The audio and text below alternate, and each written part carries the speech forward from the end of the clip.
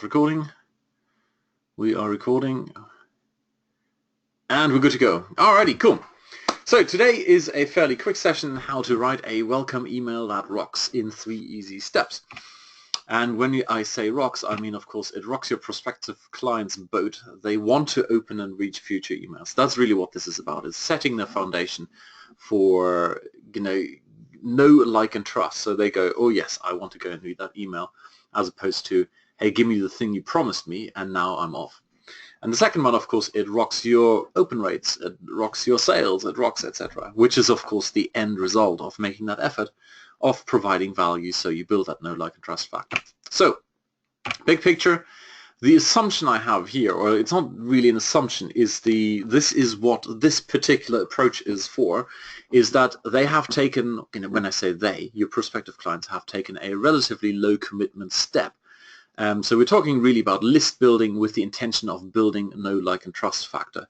It's not something you would use, or I mean you can use, but you wouldn't use this particular approach or the specific approach when, for example, you've just sold a $5,000 coaching package, or something along those lines, where they've basically already decided they trust you.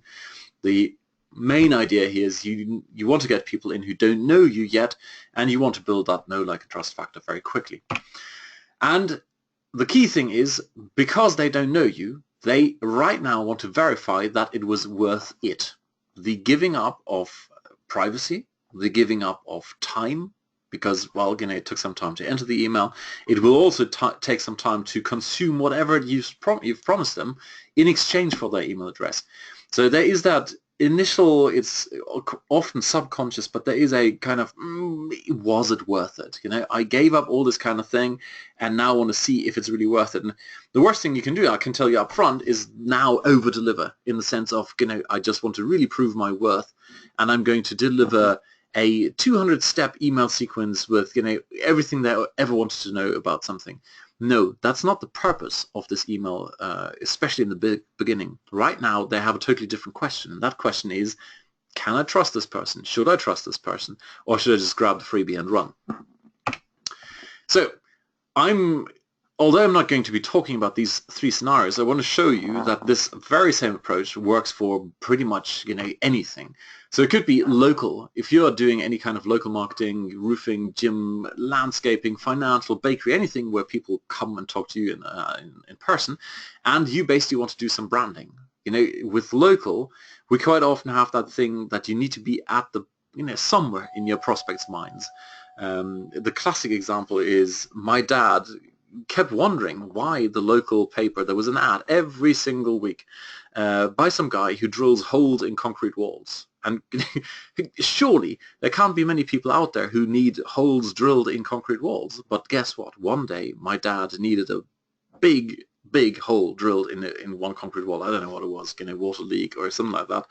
And he didn't have to think about it. He just went, all right, there is that dude, right, somewhere out there. Anyway, so the local scenario quite often has, in addition to, of course, the coupon type thing where you get people in and try something out, you also do a lot of branding. And for this, it's great. If you get people onto your email list, and then you can provide value over time, which is not always necessarily about your one thing, but just so you're at the back of people's minds, so when they need you, they will come and contact you first.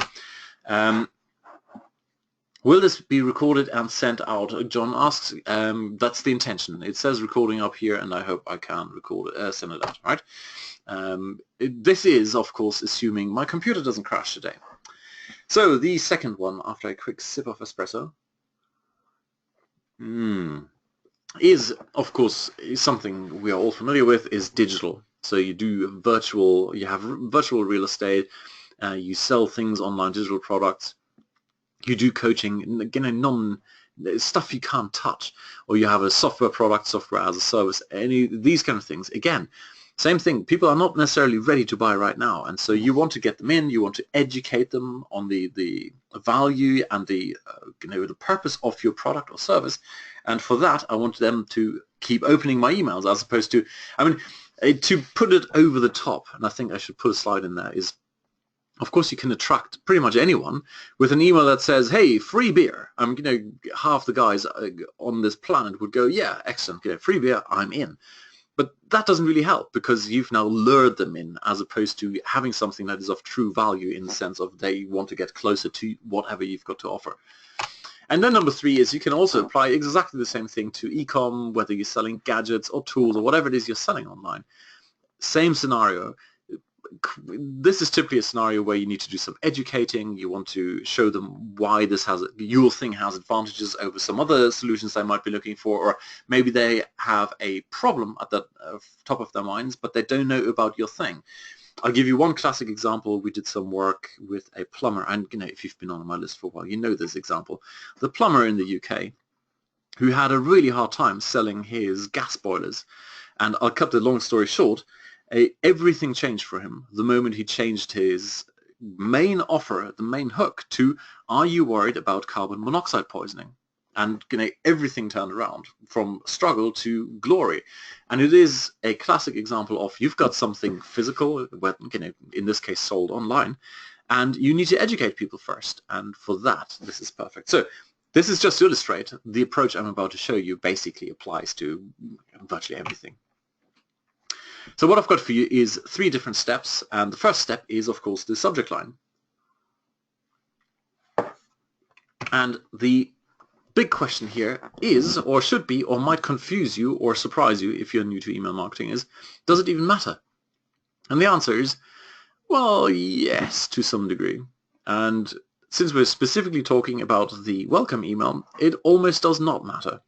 So to now put some light into this confusion and hopefully deconfuse the whole thing. The big picture is this. If you are in a market where you build a relationship with prospective clients, and it is all about trust and authority and expertise and truly wanting to help people, and there's value all around, and you end up with a win-win situation.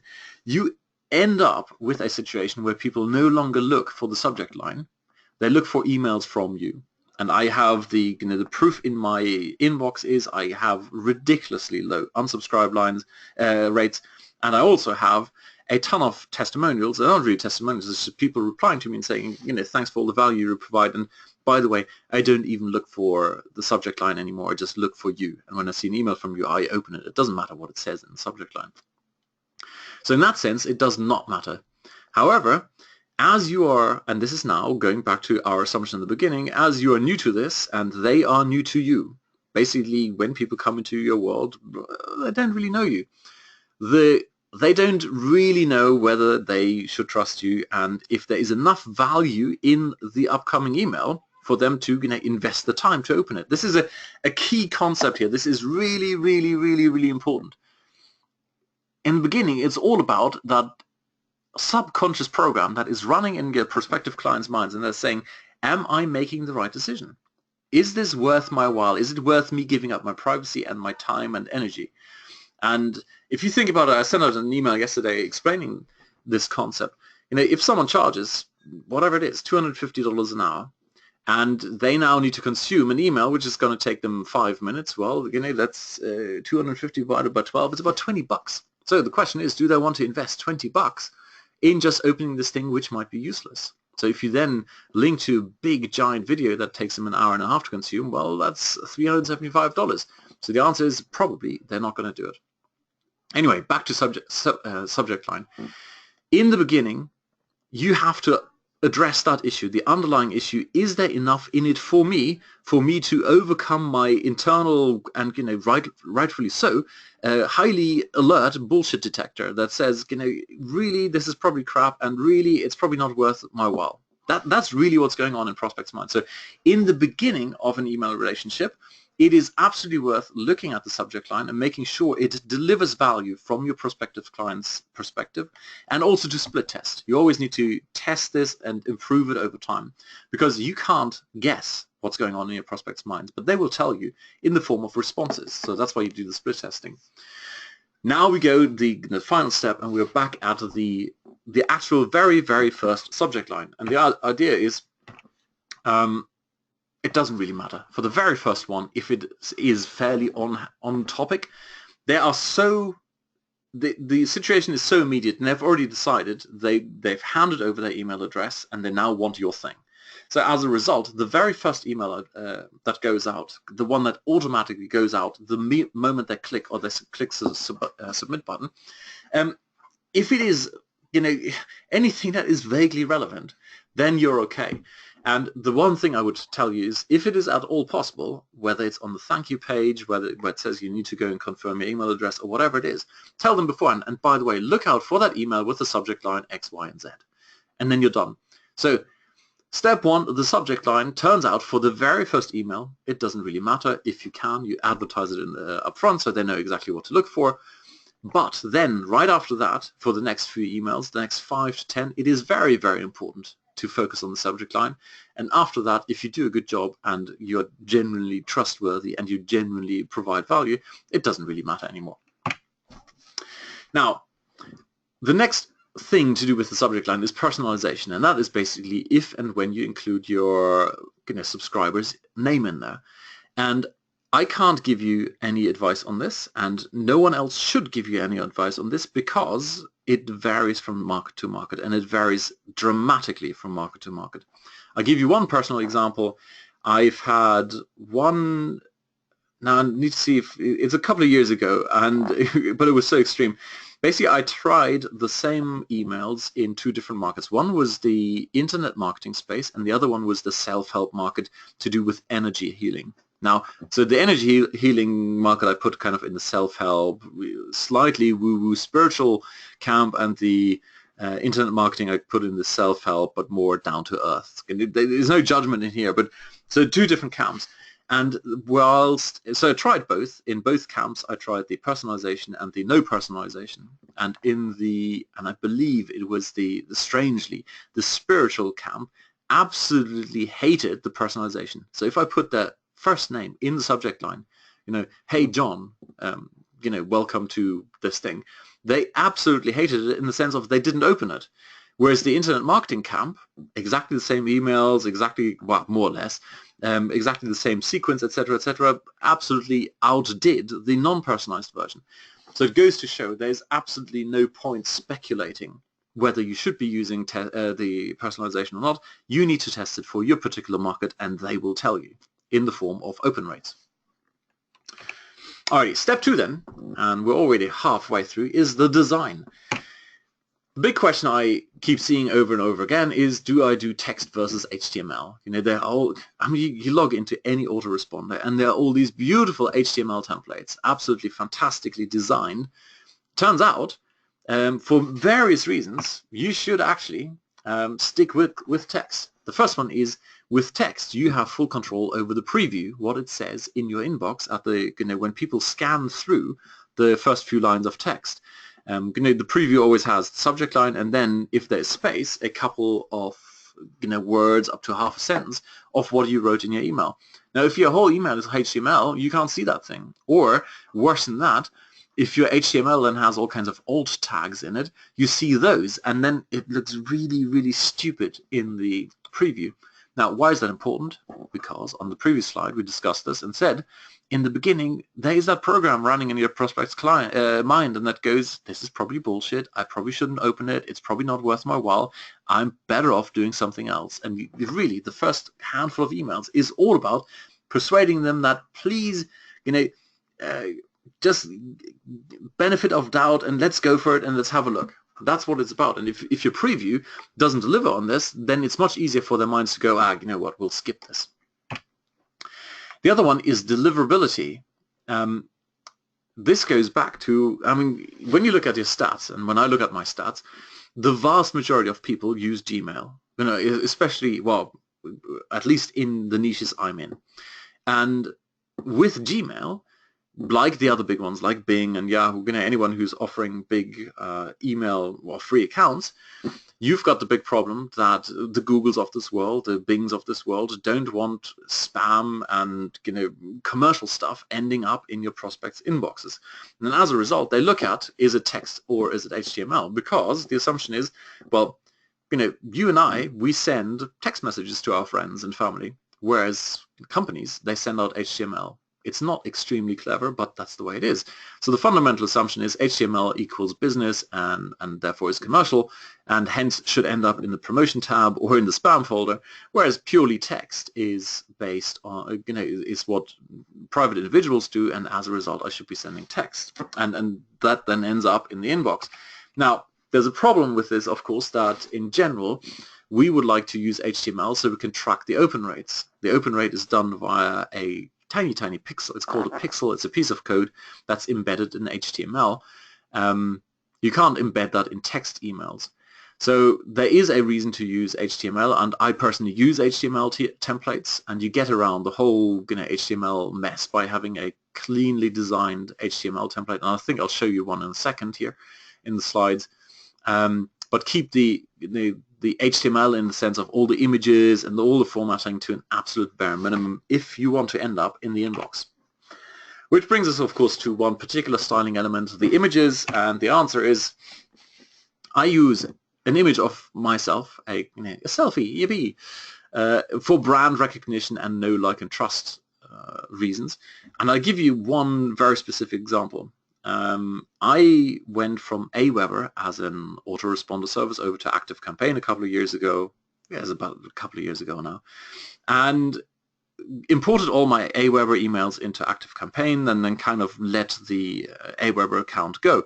Now, after a while, I realized that Aweber and ActiveCampaign deliver in a different way. So the emails that were not being delivered or ended up in the spam folder, whatever, in Aweber got delivered in ActiveCampaign and vice versa. So suddenly, after about a year and a half actually, I found out that there were quite a few emails in the original Aweber account that I wasn't really reaching with my ActiveCampaign account. So what I did is I went back to my Aweber account and sent out a quick email saying, hello, it's me, and we haven't talked for a while, a year and a half, and I'm back on the scene. If you're interested, go check out my stuff. And I got quite a few people angrily hitting the spam button, and although there was nothing for sale, plus, and this is the fortunate bit, a couple of people replied, oh, by the way, I had to Google your name, and only after I Googled your name and saw your image, I finally remembered who you were. And it's like, okay, thank you very much. That is a very, very, very important pointer. So absolutely include an image of yourself, a small image or something that, where people immediately go, oh yeah, that's that brand, that's that person, because that helps them immediately recognize, okay, this is the person, so it's not a spam thing. So someone says the sound is only mono. Well, it can't really be stereo at all, but I hope there is sound at all. Can you quickly tell me if there's any sound?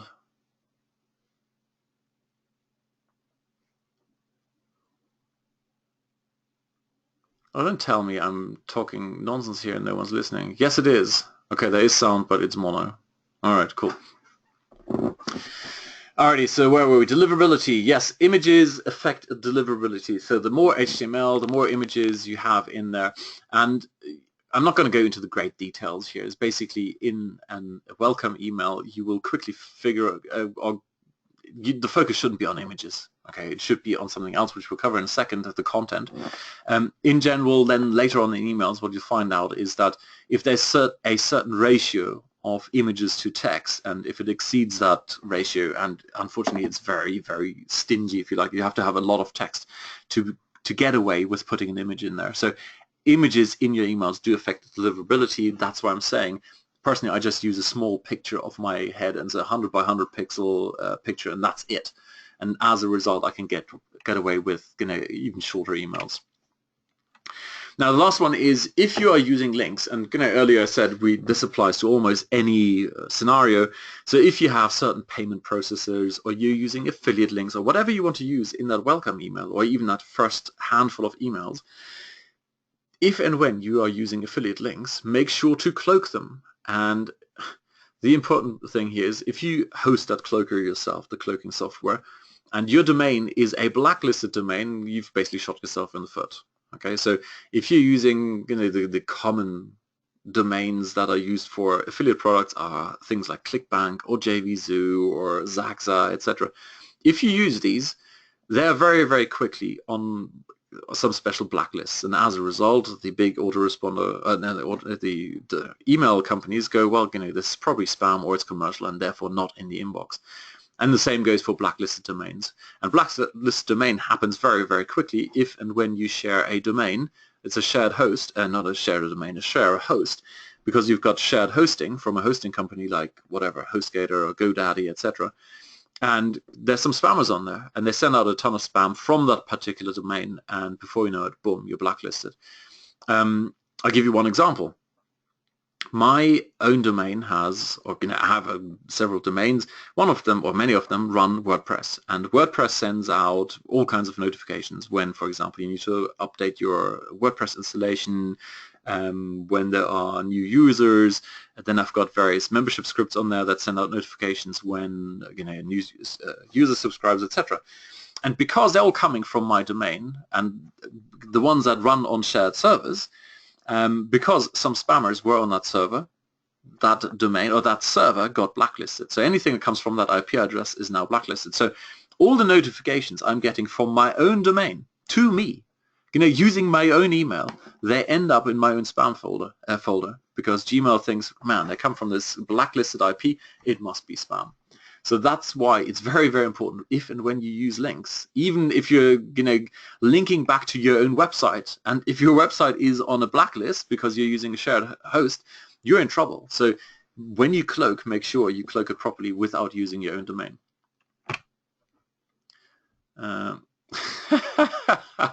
Miles says, I prefer mono from you versus stereo from others with BS. Thank you. Alrighty. Step number 3, the content. So we had a couple of steps, all right? Step number 1, the subject line. Step number 2, the design. And step number 3 is the content. And then we're already done. So the content, there's basically one giant thing in here, right? Ask them to click on reply and get back to you. I'll give you one example now, which is not a perfect example because, as I told you earlier, this is aimed more at people who are new to you. So this is for people who sign up to a workshop I'm running at the moment. But I want to highlight this bit in the middle here. This is just a quick hello email. Just to make sure you got this, simply click on the reply button and say hello back. That way I know you're getting these emails and hence the pre-workshop exercises. That one bit there is super, super important. You don't have to word it that way, but get the gist. The idea is to get people to reply to you, to hit reply. And it is so important because the Gmails of this world, and I'm using Gmail as an example for all the free email providers, they look at email as something that is really between individuals, and they send emails, and whatever happens between individuals is considered normal, and everything that is being sent by big companies, big corporations are bad, which is quite funny because Google is a big corporation, but hey, there you go. So anything that is commercial is bad and hence should be diminished as much as possible. So individuals reply to each other, whereas big companies don't reply. They have a get in touch via our help desk, get in touch via our support desk, etc. Open an account here. Feck off. I don't want to open an account. And that's exactly what the Gmails of this world know. They know that an individual will reply. As a result, if and when you can get replies from welcome emails, that's a big, big signal to the Gmails of this world. Hey, this seemed to be a real relationship between real people. Cool. This email should probably end up in the inbox. Fantastic. Thank you very much. So all I'm doing here is, I don't even, and that's why I said it's not a great example because I'm just doing that for someone who already knows me, and as a result, I don't need to do any pre-selling. I don't need to do all the things I told you about earlier. Their bullshit radars are not on high alert, etc., etc. You could rephrase it, but that core bit there, if you can manage that in any way, and I'll give you a couple of more examples in a minute, then please, please do, simply because it helps you get in the right box or the right category on Gmail and Bing, etc. So ask them to click that reply and find a reason. It's that important. So here are a couple of examples, and of course I put the evil in quotes because it's not evil. It helps everyone because the assumption, of course, is that you're there to help people. So one thing you could do is basically use social proof. Hey, look, 93% of my readers do this and that. You could, for example, use the whole thing to get them to a survey, or it's actually much better to not use a survey, but to use a self-assessment test. People love, absolutely love, to find out about themselves. Do a little quiz, do a little bit of test, and it'll show you something about you. And of course, you don't send them off via a link, but you get them to reply. Hey, look, reply back to me, with your one answer, or reply back to me and I'll send you that quiz, or something along those lines. Just find some way. And then if you combine that with 93% of the readers who took this particular test, they found X, Y, and Z. I'm just, of course, making up these numbers, but you get the idea. So it's all about social proof. Then the other one you can, and this now goes back to the content in general. This goes beyond the getting the reply, is deliver a super quick aha moment, and ideally one that opens a loop so you can get a reply and then send some more stuff that closes that loop. An aha moment is basically something that adds a little bit of controversy. So the controversy, I kind of put that / take a stance. A lot of people send out, or a lot of marketers, a lot of business owners send out bland, boring, you should be doing this, waving the finger, blah, blah, blah. They've, as disappointing as this is, your prospects subscribe to your list, and they also subscribe to 1,000 other lists. That's a fact, and it's an experience you will make. So when I got started, I thought, oh, look, these subscribers, and these are brilliant. They're interacting with me, etc. And then I found out they're on all kinds of other lists, and you kind of almost felt like they're cheating. But of course they're not, because we all do the same thing. We're on all kinds of lists. So no one's cheating on anyone here, but the majority of people, majority of marketers, send out the same old bland messages. You should be doing this, and they try to persuade you to do something. So the more you can be different and deliver true value, and an aha moment is generally, generally of value, because it gives them a different perspective. People typically struggle with something because their perspective, the ones they have at the moment, doesn't help them overcome the problem. That's why they're coming to you in the first place, right? So an aha moment is nothing but a change of perspective, and say, look, here's something you might not know. This is something you might have done, or something along those lines. So these aha moments are extremely powerful, and also they help you stand out and be different from other people. Now, just finishing off these two lines then here. So if you deliver that aha moment, you can open that with a loop. Going to deliver enough value, and now we go back to the beginning of this whole presentation here. People are sitting there with their BS radars off the charts, like, oh, I probably made a wrong decision. They're not expressing it that way, but it's just like, oh, I really should be doing some work because I'm getting paid $250 an hour, and I shouldn't be reading this thing here. So deliver enough value that they go, all right, I probably made the right decision, and now I want to find out more. And that's basically opening the loop. Okay, so we say, look, and just hit reply. I'll send that report over to you, and you do that, of course, using some automation. You just, the moment they hit reply, you say, or you have a delay of a minute, say, hey, look here. And personally, I'm totally open about it. I just go, oh, by the way, of course, this is an automated reply. However, I will get back to you personally. And I do that. Whenever I send out something and say, hey, hit reply, I go through all the emails and I reply to everyone, even if there are much more effective ways of doing it. You could, and here's the next thing. I do this personally. I reply to everyone who replies to me. I don't have a VA who goes through and pretends as me. I get back to people, right? Yes, it's extra work, but the results speak for themselves. Anyway, so the reply you're sending then is basically closes the loop and gives an even deeper insight. So again, that initial is like, oh man, did I make the wrong decision? Is now going, ooh, I probably made the right decision. So I hope you start to see, like, this first email, there's a lot of stuff going on there. But the core thing is we have a situation where someone goes, man, probably, like all the other times beforehand, I made a wrong decision. And the job of the welcome email is to make sure they go, no, turns out this is probably, and there's no guarantee, of course, the next email could be rubbish, but it's probably a good decision. So the last one then is our personality, and the controversy I've already, no, actually, let's go in that order. Personality, too many bland emails out there. That's the key thing. The Gmails of this world hate commercial stuff because it is written in such a boring style. We love personality. We love the Gary Vaynerchuks of this world. Some people love Bill Clinton. Some people love Donald Trump. Why? Because they have personality. If there's one reason why Hillary lost, I'm not taking sides at all here, but when you look at it from a marketing perspective, Trump made a much better job of it. Hillary was kind of not as lively as Donald Trump. There you go. So, and then of course, because we're talking about Donald Trump, controversy. Here's the thing. Don't do controversy for controversy's sake. When I say controversy, is take a stance. And this now serves two purposes. And this is one of the things where you need to experience it yourself. This is quite funny. I heard about this concept of, controversy and saying something not necessarily outrageous, but, different from what the market is saying. I heard that many years ago. And it took me a long time to really get it until I really did it. I mean, I only got it until I did it. And then you go, all right, now I understand what it means.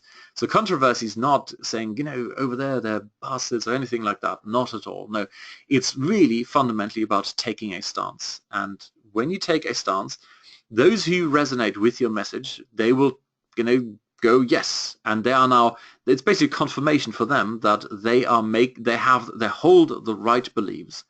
And those who were kind of skeptical of what you were saying anyway, they're now even more removed from your world, and they go, well, actually, it's probably not a good thing to follow them. And you might initially think, hang on, isn't that a bad fight? I'm now rejecting people, and I'm telling you, it's the best thing you can do. It's respectful of their own needs, because if you say, look, at the moment I'm pretending to be Hillary, but really I'm Donald, and when it comes to the sales letter, I will now try to get you to vote for me by giving you all kinds of bonuses, etc., etc. That's not going to work. Well, that's going to work by you providing, endless free beer for the rest of your life. Then they might go, all right, I'll vote for you. But it's then hardcore persuasion. So you're actually being respectful of their needs by saying early on what you stand for and what you stand against. And that way they can see for themselves, look, yes. And if they say yes, it's usually a resounding yes. So in that first email, and I would suggest you weave that into the aha moment, do a little bit of taking a stance. I wouldn't say controversy. Alrighty, there you go. So that's basically the 3 steps. And I want to wrap that whole thing up. So we've got the subject line, we've got the design, we've got the content, and of course the content is the most important thing, because in the welcome email, or you have a very high chance of them opening your first email. The second one is already a different question. But the first one, typically, because they want your thing, they go and open it. So the content is actually the most important thing of step number 3. And with all of this here, when you now go out and do an aha moment and you get them to respond to you and all of these things, there's an underlying principle I really want to drive home. That basically you are their leader, in the sense of you've been where they are right now. You've been there at some point, when you're solving a problem. And now you've overcome those obstacles at some point in the past. And they are looking for someone to help them get there. But they're also looking for someone who understands where they're at now. So if you are the super guru up there and you just go, look, it's easy. The worst thing you can do is say, look, it's easy. Don't be stupid. Are you being stupid? It's just easy. Stop overeating and you'll stop being fat. Well, come on. If only I knew how to stop eating. That's the key thing, right? So they're looking for someone who helped them get there. However, someone who has enough empathy to understand that, they're really facing an issue. Something that is easy for you is hard for them. And even more so, right now, they want to figure out, more important than that, more important than looking for a leader is right now they want to figure out that they made a good decision. Is this the right leader? Did I make the right choice? Was it okay to hand over my email address? Okay, it's probably not dramatic because I can unsubscribe, but the time I can't get back. So the more you can show that you can lead them in the right direction and they've made a good decision, the better.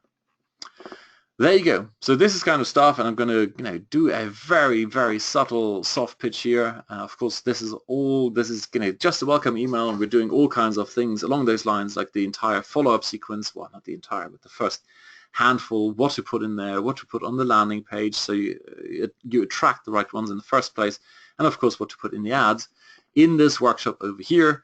So if you're interested, go and check it out. And with that, I'll hand over to questions and answer.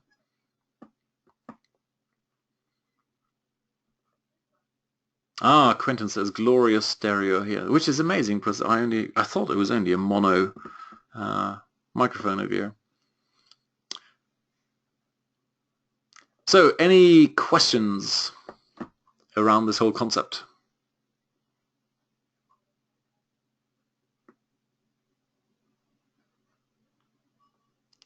Right, if you're typing a lengthy question, and it's going to take you like 5 minutes, then type in yes now. Otherwise, I'm just going to say goodbye. So it doesn't look like there are any questions. Are you confused? Okay, let me put it this way. Was it helpful? Is this something you can implement? All right, the link is this one here. Let me just type that into the box.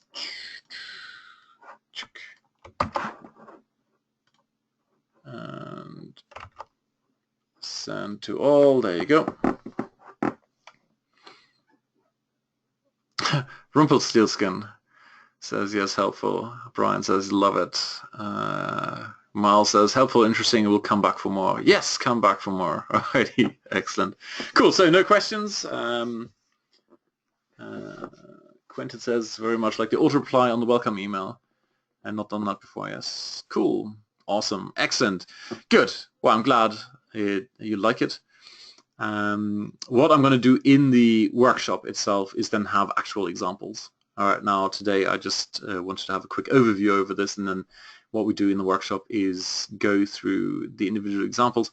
As a side note, Alex requested that I do an over-the-shoulder live email writing workshop. And the reason for that is basically I have spent now 10 years writing email. And now I'm getting to the point where it's almost subconscious. It's quite interesting. I come up with an idea and then the email flows out. And what Alex would like to do is, let's sit down and systematize that whole thing a bit and, look at the things that are happening subconsciously whilst I'm crafting an email. So I'm not going to do that in this workshop, but if there's enough interest, what we could do is put on an extra session where we just look at writing live emails and as they kind of come out, because right now a good email will take me an hour and a half, something like that. So it's not like I'm sitting there and it completely flows and then it's perfect. What you'll see in that, what you could see if you're interested, is the process of how it first, what's the first draft, then second draft, what is it I'm looking for, how do I then do formatting, how do I proofread, all that kind of things.